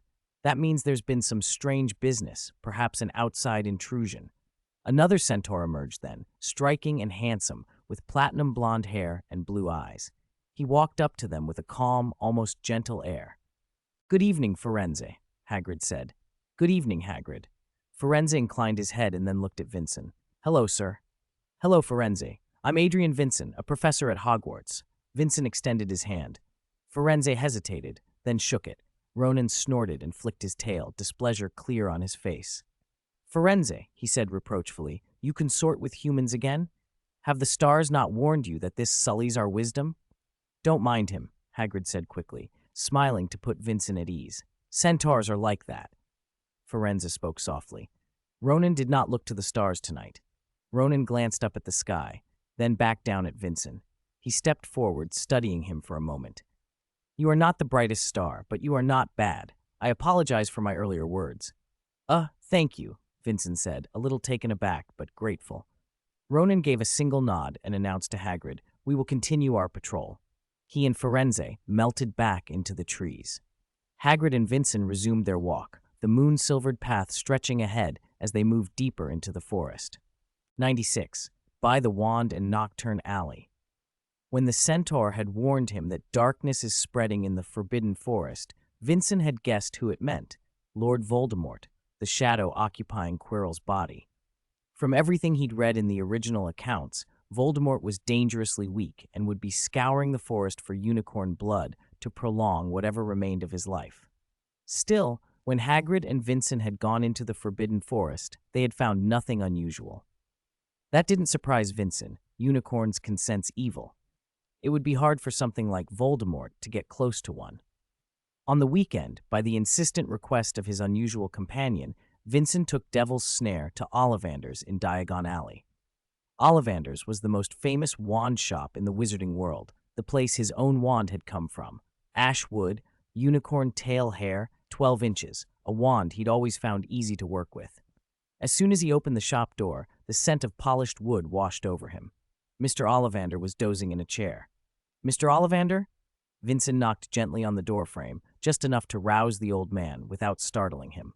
Ollivander blinked awake, rose, and fixed his silver eyes on Vincent. He hurried over in quick, small steps and offered a dry hand. "Your wand, sir?" Vincent handed it over.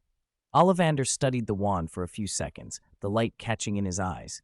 "Ah, ash, unicorn tail hair, 12 inches exactly.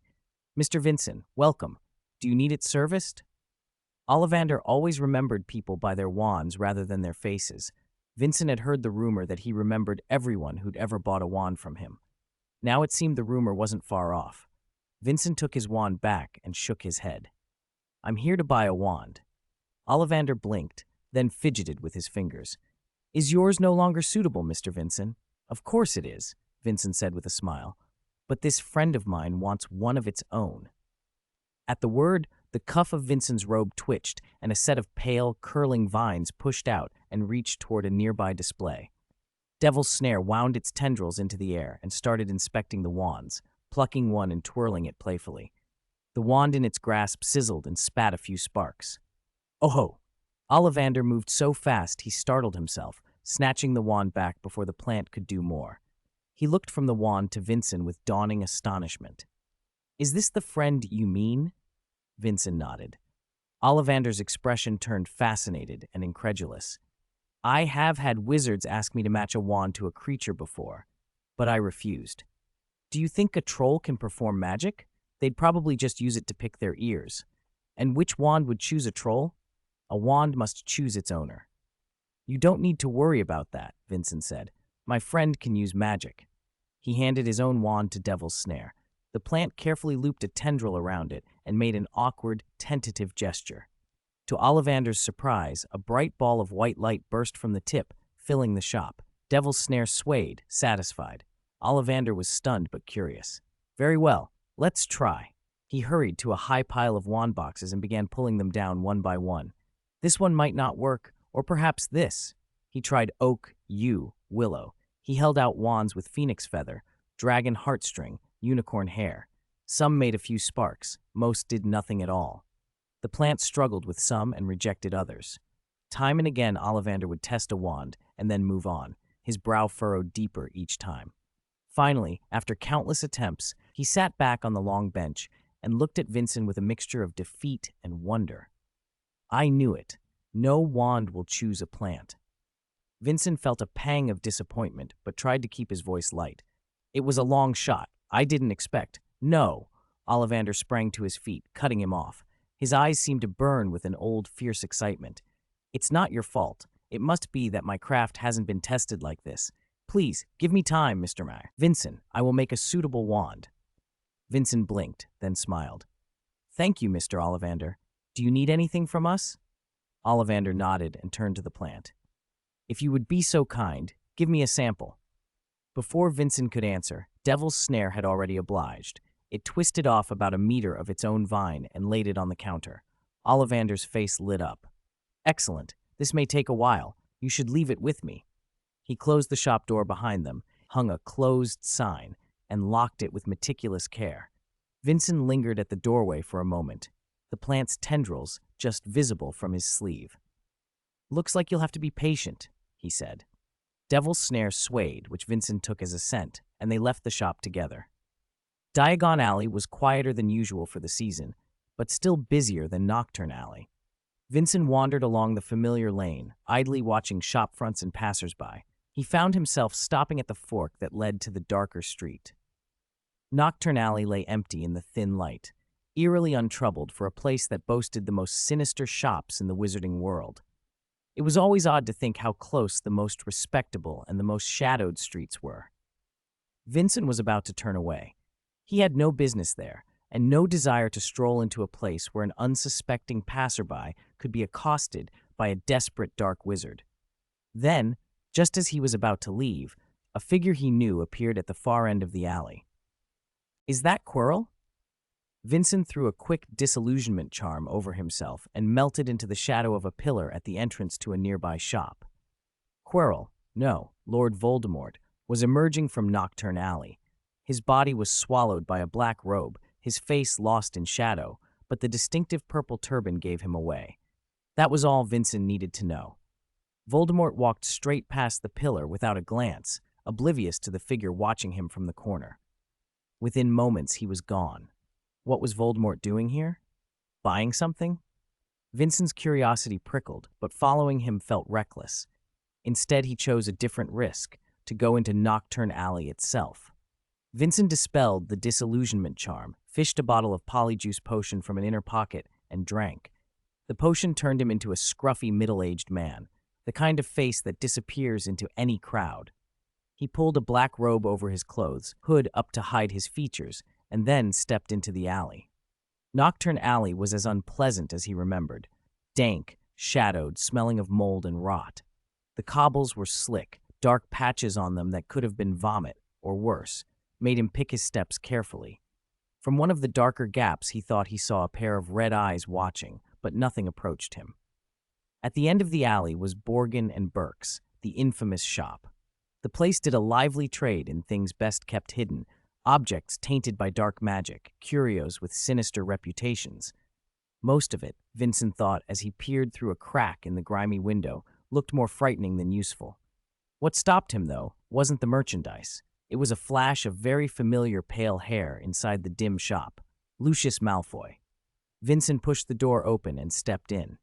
Polyjuice was a blessing. Borgin, whom Vincent assumed was one of the proprietors, was occupied with Lucius and paid the newcomer no attention. Vincent drifted down an aisle, pretending to browse the cluttered shelves, and let their conversation drift to him. "Pack everything up and send it over within a week, except for the unicorn's blood," Lucius said, tone clipped. "No tricks. You know the consequences." "Of course, Mr. Malfoy," the shopkeeper simpered, rubbing his hands together. "When have I ever played tricks on you? Still, these things cost a lot of galleons. A deposit would be necessary." Lucius's jaw tightened. From past dealings, Vincent had learned Borgin and Burke's was clever at skimping on quality and padding prices. Lucius had reason to be annoyed. Vincent listened as the conversation filled in a larger picture. Voldemort had returned. The man who haunted Lucius's nightmares had come back and had asked Lucius to procure rare materials, precious magical items, even unicorn's blood, to sustain him. Lucius's role, it seemed, was simply financial. He had money, and Voldemort wanted it. The galleons mattered more than loyalty. A heavy sack thudded to the floor. Lucius left almost immediately after, and Vincent heard the rattle of coins inside the bag. Once the deposit was secured, Borgin turned from Lucius and finally noticed the new customer. "Hello, customer," Borgin said, slithering across the floor toward Vincent. "You can call me Borgin." Vincent inclined his head. "Hello, Mr. Borgin." Borgin's hair was greased back until it clung to his skull, and a thin, rancid smell followed him. "Actually," he added with a hint of displeasure, "we require customers to show their faces in here." Vincent shrugged and pushed back his hood. The face he wore was false anyway. Borgin's expression softened into a smile. "Looking to buy or sell? Even difficult items, we'll consider." Perhaps riding high from the recent sale, Borgin was eager to show off the stock. He pulled out one oddity after another, a shriveled human hand, a waxen model of a bald head, a bone with an impossible curve. The shop was a nest of artifacts, dust and shadow clinging to each shelf. At Borgin's insistent prompting, Vincent made a purchase he had not expected, the withered hand. It was a dark, knotted thing, greasy to the touch. Borgin seemed pleased as he wrapped it up.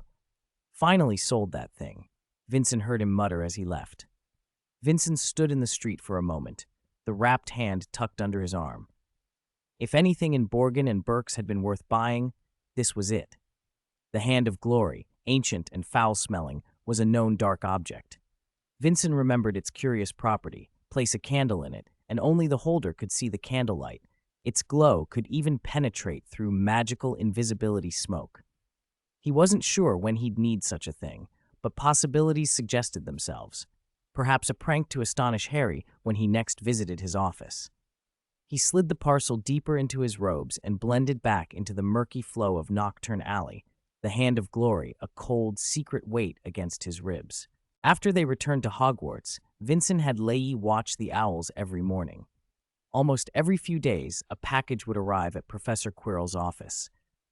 That made Vincent more confident his guess about Nocturne Alley had been right. In addition, from what he'd observed, Quirrell's mind was dangerously unstable, probably because he was using magical reagents to keep himself alive. He still wandered the Forbidden Forest at night, hunting unicorns. Unicorn blood worked far better than the supplies Lucius had been giving him. Once, Vincent and Hagrid had nearly caught him while on patrol, but Quirrell had managed to slip away. One night, Hagrid and Vincent were on patrol together. In the original timeline, Quirrell would deliberately lose a dragon egg to Hagrid around this point, then trick Hagrid into revealing the fluffy weakness. This time, though, Hagrid hadn't gotten any dragon egg yet. When Vincent mentioned a dragon egg, Hagrid sighed and brightened. "A dragon," he said wistfully. "Where did Professor Kettleburn get that egg from?" "Who knows?" Vincent replied coolly. Hagrid's eyes lit up. "I've always wanted to raise one. I even thought of a name, Norbert. What do you think, Vincent?" It seemed clear Kettleburn had taken the egg before Hagrid could see it. Hagrid suddenly remembered something and turned to Vincent anxiously. "I haven't seen Norbert in months. May I go see him this weekend? He must have grown so much." Vincent hesitated. "I told you, Kettleburn took him away." Hagrid froze, and the lantern in his hand clattered to the ground. "What?" He sounded distraught. "You didn't tell me." Vincent stopped and explained. "He left Britain 3 or 4 months ago." Hagrid picked up the lantern with shaking hands. "Can I still see Norbert?" Vincent wanted to say yes, but he was honest. Probably not. Hagrid's face fell like a child's. For several heavy heartbeats, he muttered, "You should have told me sooner. I could have seen him once more." Seeing the enormous man so crestfallen, Vincent felt a pang of apology. Professor Kettleburn's notice had come in a hurry, and Vincent had simply boxed the egg and handed it over. For the rest of the patrol, Hagrid sulked. Losing the chance to see the dragon had clearly upset him. The good news was the forest was quiet that night. No suspicious figures. It was past 1 in the morning when Vincent returned to the castle. He even ran into Filch on the way, prowling the corridors and mistaking Vincent for a student out of bed. That encounter had him nostalgically remembering the nights he once had to hide from the caretaker. At his office door, Vincent noticed a crumpled scrap of paper wedged in the crack. He frowned and pulled it free. The edge was ragged, as if torn hastily from a book or notebook. He was certain it hadn't been there that afternoon. Then again, he'd never really paid attention to the door's crack. He pushed the door open. The office showed no sign of having been rifled through. He sat and smoothed the paper. The handwriting was crooked and frantic, like someone had written while shaking. It took him a few minutes to make sense of the words. The note read, in halting, desperate lines, "Please save me. Drive him out. He's taken my body. I don't know what to do. Save me. You can," like before. It was obvious who had written it. Who else could it be but Quirrell? The note suggested Voldemort was trying to seize Quirrell's body outright, and Quirrell was resisting. Vincent guessed what had happened. Voldemort had attempted to fully occupy Quirrell. Quirrell fought it, and while Voldemort was distracted, managed to scrawl a plea and slip it into the door, intending to ask for help. He'd chosen Vincent because Vincent had once forced Voldemort out with a golden apple. If Quirrell had thought Vincent would rush to help, he'd misjudged the man. Vincent crumpled the paper into a ball. Incendio. The scrap flared and turned to ash. How could Vincent help? Quirrell had allowed himself to be persuaded to let Voldemort parasitize him. That choice sealed his fate. Even if his soul were to be erased, it would be by his own hand. There was no point in pitying him. Besides, Vincent no longer had the golden apples with the purification property. He had already used them. Forcing Voldemort's soul out of a host required a purification potion made from those apples. He made a mental note to cultivate more plants with that trait. If he ever found Voldemort's Horcruxes again, running out of purifying reagent would be disastrous. Over the next weeks, Vincent watched Quirrell closely. At the beginning of May, he met Quirrell in a corridor and put him under the wisdom tree's scrutiny. The analysis failed. Quirrell's information was gone, It looked like he'd been completely taken over by Voldemort, and Voldemort had used some method to shield himself from the wisdom tree's sight. In May, Harry's scar began to throb. The pain kept getting worse. By Wednesday, after Defense Against the Dark Arts, it was almost unbearable. That night, Ron sat stunned on the edge of Harry's bed as Harry downed bottle after bottle of potion like it was water. The bedside table filled with empties: wake-up potion, blood replenishing potion, calming draught, swelling solution, and a vitality potion. Ron read the labels aloud and then blinked at Harry. "Are you ill?" "My head hurts," Harry said, frowning and clutching his forehead. He set down a bottle of beauty potion, which he knew would do nothing for a headache, and winced. "Stop drinking," Ron breathed in relief when Harry finally paused. "If your head hurts, you should go see Madame Pomfrey tomorrow. She'll know what to do." "That's the plan," Harry sighed and lay back. Ron fell asleep soon after, snoring softly. Harry kept awake a long time, fingers finding the lightning scar. It had never hurt like this. Even when Dudley had thrashed him, nothing had matched this. After about an hour, he finally drifted into a fitful sleep and into a dream so real it felt like another life. In the dream, he seemed to be someone else. He was lying against something soft and warm he couldn't name. Something sticky and warm slid down his throat and made him shiver. Before he could taste it, his vision blurred as if darkness were pulling him under. Then Hogwarts rose up before him. He knew the castle instantly. He looked at his hands. They were like porcelain that had been smashed and roughly glued back together, covered in spiderweb cracks. A hoarse voice reached him in fragments. "No time. Must. Quickly. Wait for me to come back. This world." The scene snapped again. A huge, three-headed creature filled his view. He sat bolt upright in bed, gasping, sweat soaking his pajamas. A cold dread ran down his spine. His scar burned as if a hot iron were being pressed into it. The dream had been more than a dream. It had felt real. The Philosopher's Stone, his scar, everything clicked into place in a sickening instant. Someone was after the stone, and whoever it was seemed tied to the scar. His pupils narrowed. Hermione had said the stone might have undiscovered uses. Perhaps it could bring someone back. The alarm read 1 o'clock. He couldn't wait until morning. He had to tell a professor now. Quietly, he climbed out of bed and reached for the invisibility cloak and the odd little thing that sat on his windowsill, the biting cabbage golem. He nearly knocked over the row of empty potion bottles as he turned. "Harry?" Ron's groggy voice from the bed made him flinch. "You all right?" Harry moved fast. "One of you-know-who's followers might be trying to steal the Philosopher's Stone. We need to tell a professor." Ron's eyes flew wide, and he sat up in an instant, the sleep gone. In the moonlight, his face went pale. "Wait, what did you say? You mean you-know-who?" Harry nodded. "He could be trying to come back. If he gets the stone, you've gone daft from a headache?" Ron said faintly, then jumped up too. He wasn't going to let Harry run off alone.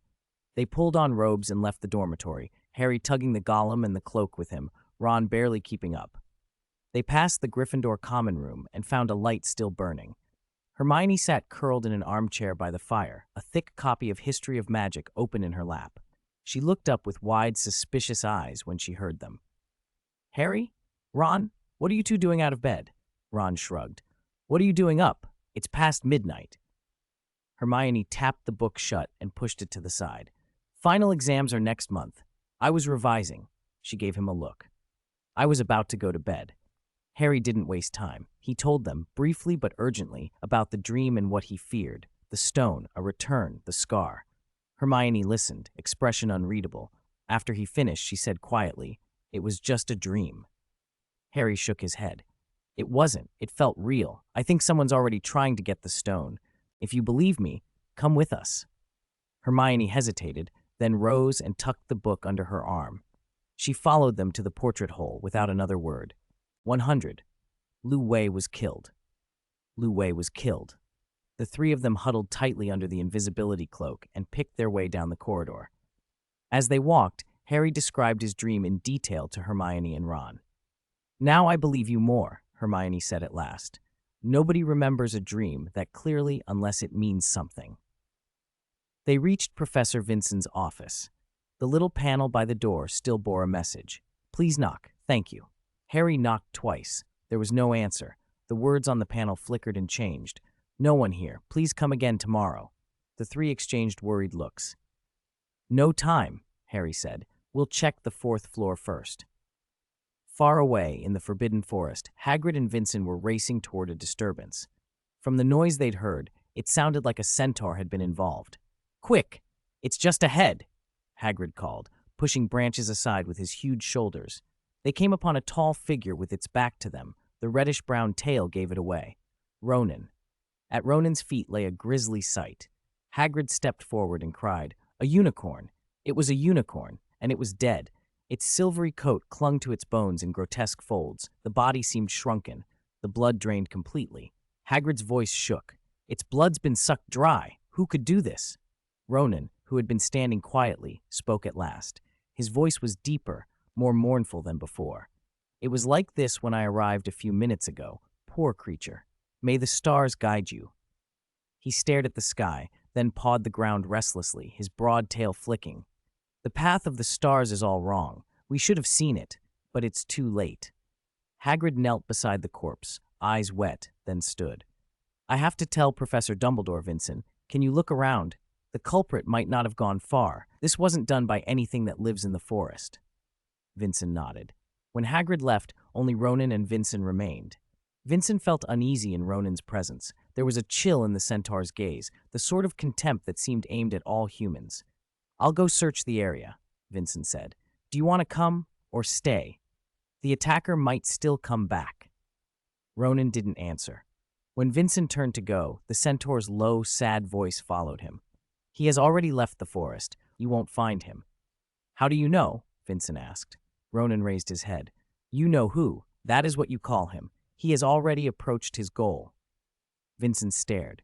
The centaur knew more than he'd expected. "Did you know he would do this long ago?" he asked.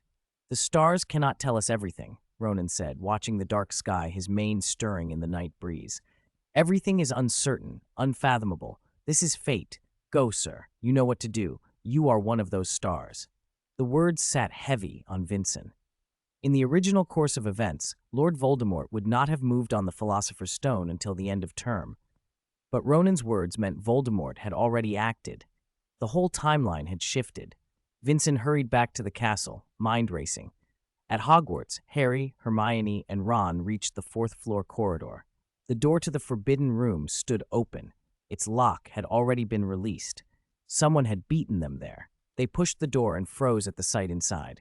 Fluffy, the three-headed dog, lay sprawled on the floor, motionless.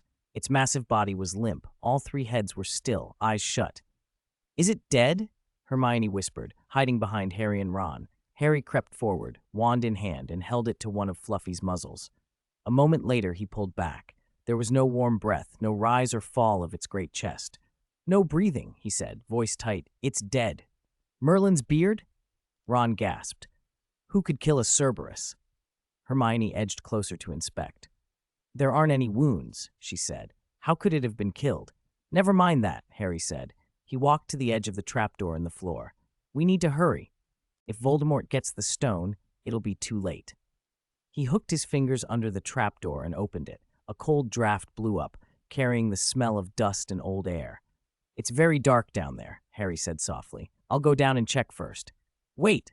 Hermione grabbed his sleeve. "We should tell the professors." "No time. You go and tell them." Harry hesitated, then shook his head.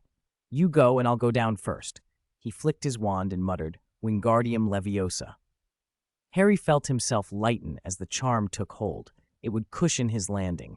He slid over the edge and began to lower himself into the darkness. "Wait for us," Ron called, scrambling to the trapdoor, but Harry's figure had already vanished into the black. "What do we do?" Ron asked Hermione, panic creeping into his voice. Hermione gave a quick sigh and squared her shoulders. "We can't leave Harry." She imitated him and cast the levitation charm on herself and then on Ron. Together, they eased themselves down into the throat of the stairwell, following Harry into the gloom.